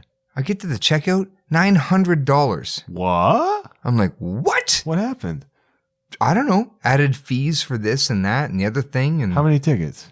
4? $900. Oh, that's not funny. There's no way around it. There's nothing funny about that. Strange. No way around it. I don't know what the frig happened, but I was so mad. You can say the F word, Deni. I can't. My mom might listen. Whiteheart might be listening. Yes, my fucking mother might be listening too. Here's a fun thing. Yeah, frig. Whiteheart's drummer on the original 2-3 albums was Chris McHugh. Chris McHugh went on to find fame in the drumming world as the touring drummer for Keith Urban. Yeah, well, those guys were serious players. They were good players. Yeah. Also, Chris McHugh is in no way a Christian. He's just a really good drummer. He is a killer drummer. What were we talking about? Stand-up comedy, Tom Segura. Tom Segura. $900. I'm like, guys, I guess I'm just not going to buy these tickets right now. I have a great stand-up comedy this is a good story. One. Yeah, do it. I have a few, no doubt. If you know my wife, she enjoys laughing. Oh, man. And I enjoy listening to her laugh, and I enjoy making her laugh. But her favorite comedian is Dane Cook. Oh, I love Dane Cook. So I got her tickets to Dane Cook, but like the $900 story, I couldn't afford up front. Right. So we were in the back of the Bud Gardens in London. Right. So she's excited. This comedy, Dane comes on. He's Dane. He's being funny. And anyway, she starts laughing. And halfway through his routine, he just stops. He's like, where did that come from? So it gets her going again. And he just like looks, he sees us in the back of the arena. He's like, I love you so much. And that's it. That's the whole story. Paula's laugh is but her laugh distinct. is loud. It's great and funny. It's like a peacock. It's hilarious. It's I can't even describe it, but it's funny. Yeah. It's wonderful. It's wonderful. You know what that is? That is the laugh that comes out of a beautiful spirit. Oh, yeah. Who likes to laugh. Yeah. Oh, yeah. Oh, yeah. So I've seen Billy Connolly live twice. I'm very pleased about that. I also have seen Louis C.K. in person. And this is a fun story. Where? So Louis C.K. was booked at Centennial Hall like 6-7 years ago. And on the night he was playing Centennial Hall, King's X was playing Norma Jean's. And I was there. Yeah. And Nobody, like King's X takes a backseat to nobody in my world. So I'm at the King's X gig, but Louis C.K. was in Ottawa the next night at I think the National Arts Center. So we drove up to Ottawa to see Louis the next night, and he was hilarious. He was great. So there, but I never got to see George Carlin, and I really regret it now. I saw Kevin Hart. Did you? Yeah, Budweiser. Oh, nice. How was that? It was amazing. He was really good. He's like the top of the mountain right now. Kind of. Yeah, so I was definitely. producing a record for this guy, and he had tickets like front row. Okay, so here's the story. My friend won tickets to go see Kevin Hart on the radio, and she called my wife, and she's like, "Hey, you want to go see Kevin Hart?" I'm like, so jealous. I'm a really big fan of comedy. Yeah. And she's like, "Heck yeah, I'm going." So like, guess you're watching the kids, sucker. So like, I'm like, okay, yeah, you go. And then my buddy's like, "Hey, I got these like front row tickets.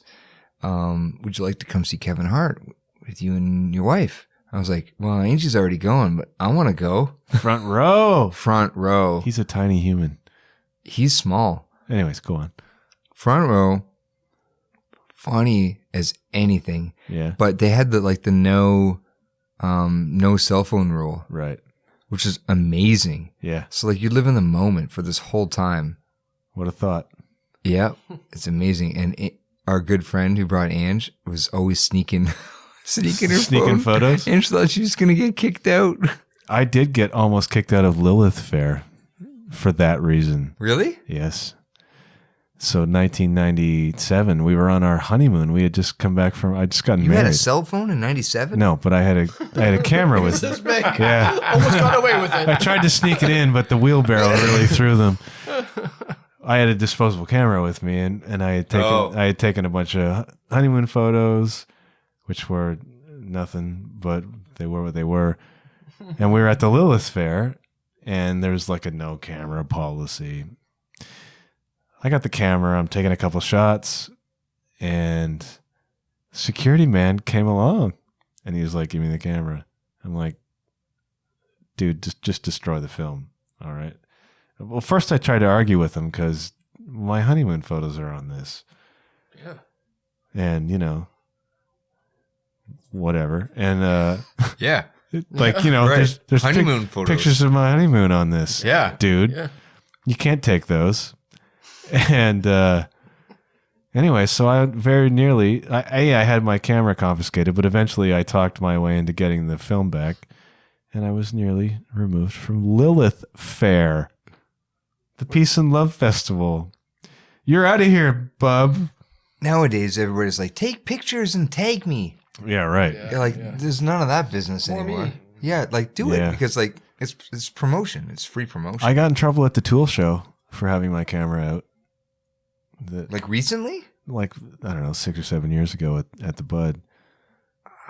I don't know if they do that now. I was third row for Tool, and yeah, like the guy saw me with they weren't even on yet. I was just taking pictures of the stage and the drum set, Danny Carey's drum set, and he was like, "Oh, put that camera." It's like, oh, really, cares? I don't think people care anymore. No, you can't stop it now because there's 10,000 cell phones. It makes sense like with Kevin Hart because he was filming, right. so you don't want any of that leaking. The material to get out. Yeah, and he's doing a special. He's filming for a special, so that's going to go on Netflix, and it did.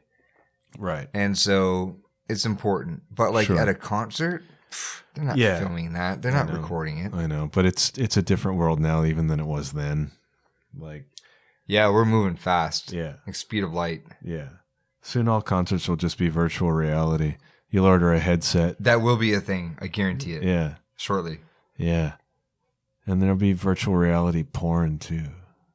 Let's get drunk and watch porn, yeah. That's also a Love Actually line. Is it? Yeah. That is a thing too. That will happen, yeah, for sure. it's Absolutely. happening. Yeah. Yeah. Have you guys ever gone to a headphone dance? Yes, at a resort in Mexico. Right, yeah. So you walk into this room Yeah. and everybody has a set of headphones on cans Yeah. and everybody's dancing to whatever it is that they're listening to. Yeah. Completely separate from everybody else, but Yeah. yet together. Yeah. Curious. I really enjoy that. It's, wow. Kimmy a loved world. that when we did the resort. I'm not a dancer. Oh, I love dancing. You're good at it, man. I've seen your moves. Me? Like you rock those track pants, and when you start dancing, it's intense. High kicks. Serious high The kicks. secret is high kicks. Yeah. The secret is Paradise by the Dashboard Light. If you want to see anybody moving. Oh my gosh. That song is a dance number in itself. Oh yeah. I've won dance-offs. Have you? No way. That and also The Time by Black Eyed Peas. Oh, yeah. Oh man. Not the Time by Anthrax? No, but I prefer that song. Yeah. Actually, I like them both. I'll be real. Ticking in my head. Ticking in my head. Ticking in my head. I really like that Anthrax song for sure. Anthrax is an underrated metal band, Yeah. frankly. Yeah. Because they fall underneath Metallica and Megadeth all the time, and Slayer. Yeah. Anthrax As they is, should. Anthrax is a But killer. they're good. They're a killer They're good, band, though. but All right, lads, we're at $1.30 here. doing good.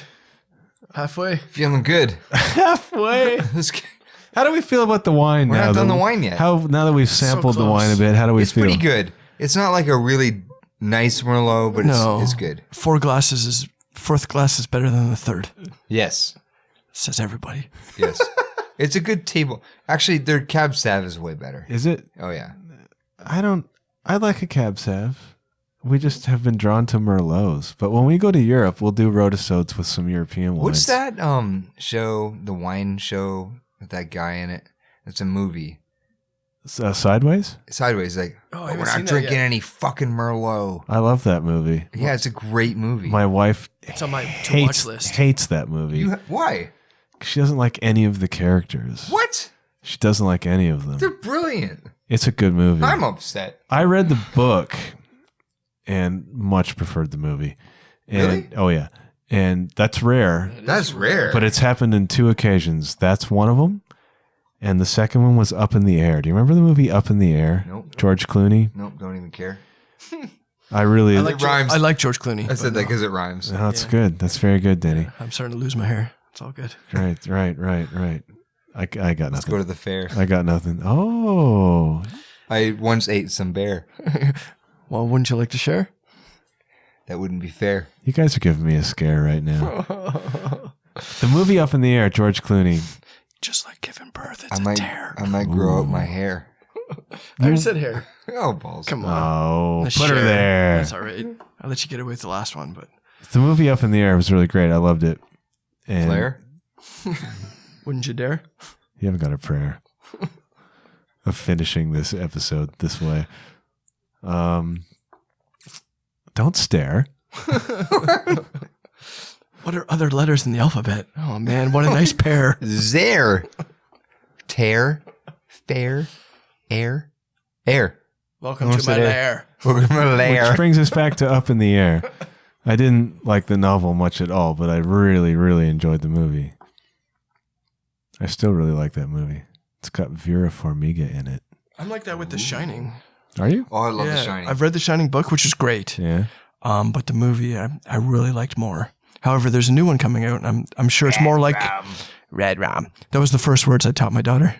Did you? No way. It was. It's wrong of me, but I'll share. So her mother and I had split up, and she was only 1. Yeah.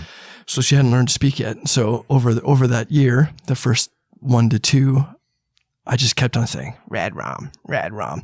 That way, for the half the time that she was with her mom, that's all she would do was walk around. Red Rum, Red Rum. I loved it. Oh, yeah. It was awesome. I love that so much. Yeah. Mission complete. Well That's done. how that's why she showed up so amazing. Yeah, She's an amazing girl. It was innocent. Oh yeah. It was innocent. And now she's awesome. Oh, gosh. Yeah. Now always she's is. going to be a forensic psychologist. Yeah. I wonder why.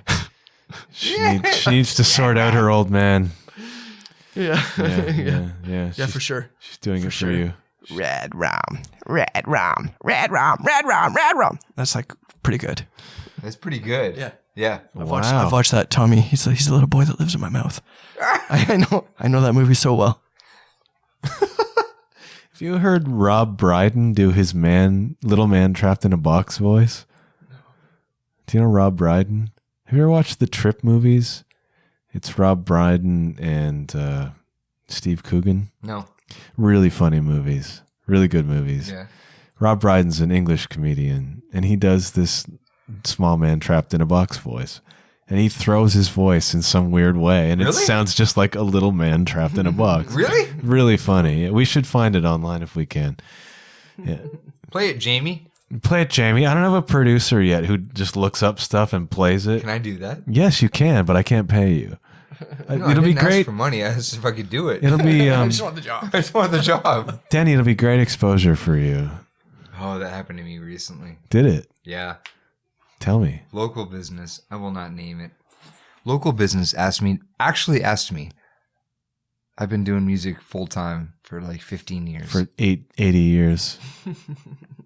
Literally asked me to play a show for exposure. That is the worst. And you see those? You see the Facebook posts like about like? Oh, yeah. Don't. Did you say indecent? Yeah. Exposure tastes good. You can feed a family on that. You cannot feed a family on exposure. And I said to him, I'd rather go stay home and hug my kids.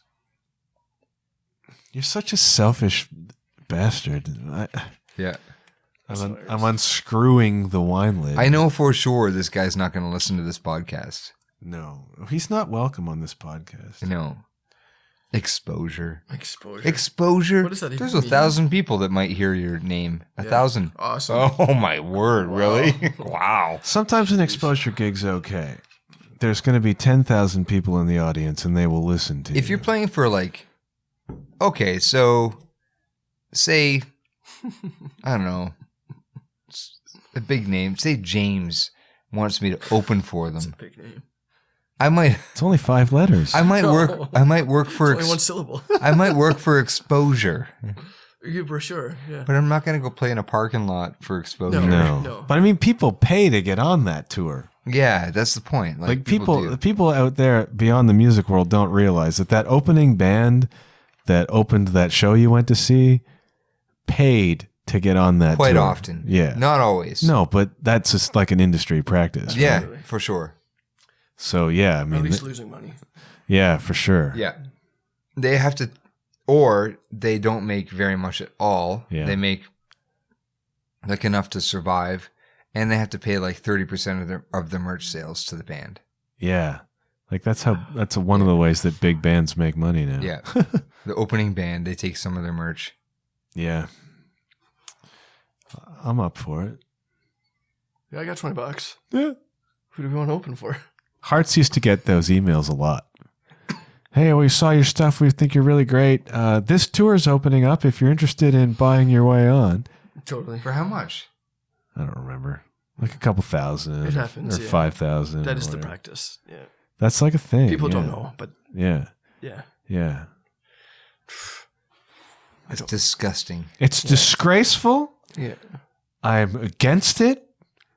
2 Wine Johnnies here. Oh, boy. I haven't seen you since my birthday.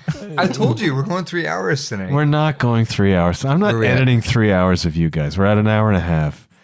The audience is already checked out. It's just the 3 of us, No, man. they love Oh, no, us. they're in. They love us. They did love the first Roadisode. You need me to help edit this, though. They loved the first Roadisode. You know why? Why?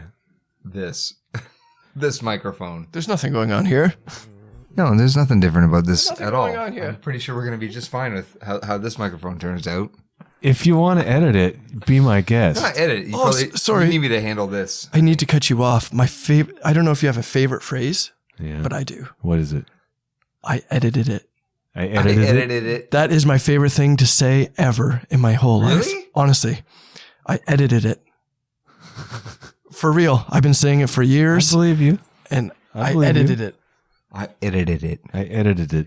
My favorite phrase is, I didn't see it happen, So it's not real. so I don't even know. My catchphrase is, good things happen when you put yourself out there. I edited it. Which is true. I'm here because I put myself out there. That's right. No, you're here because you kick ass. That's wrong. I still had, yeah, Ken's right about me being No, wrong. you first. I still had to put myself out there, as we all did, to be here, That's right. right? Yeah. Ken's pouring the wine. We got a rather large bottle of this wine. Just the big kind. No. The big kind. That's it. I think that was the end. I think that was it. Wonderful close. Wonderful close. We'll see you next time. We'll see you on the next Roadisode from Europe. Yeah, we're going to hit Europe. We're going to see you from Europe very soon. Yeah, hey guys, like, what about Europe and stuff? Frühstück. Frühstück! Frühstück! That means breakfast. Yeah, Ein Ei. Ein Ei, egg thing. One egg. One egg. Ein. I want two. No, two. Wo sind deine... Socialists. Wo sind... One egg each. I love Wo it. sind deine zwei Gitarren? Wo sind deine zwei Gitarren? I'm learning German. I'm just hitting stop right now. Deni, say Frühstück once more. Frühstück! Bye for now.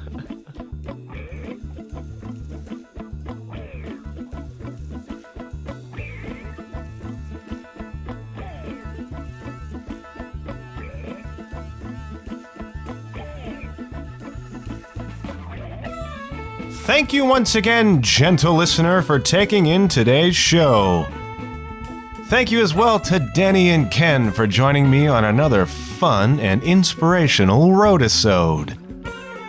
If you want to know more about Ken, Deni, and the rest of my guests, go to www.john-huff.com.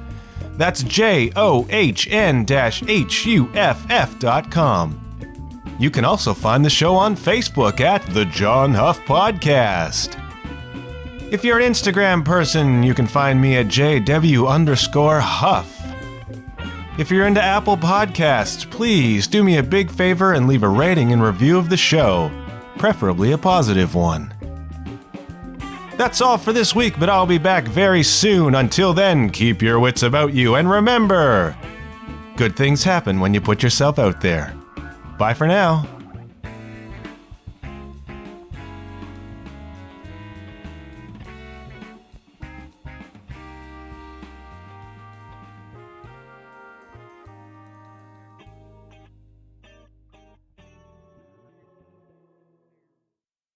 Speaking of 40 Creek whiskey, if anybody knows distiller John Hall, I would love to have him on my show. Hit me up.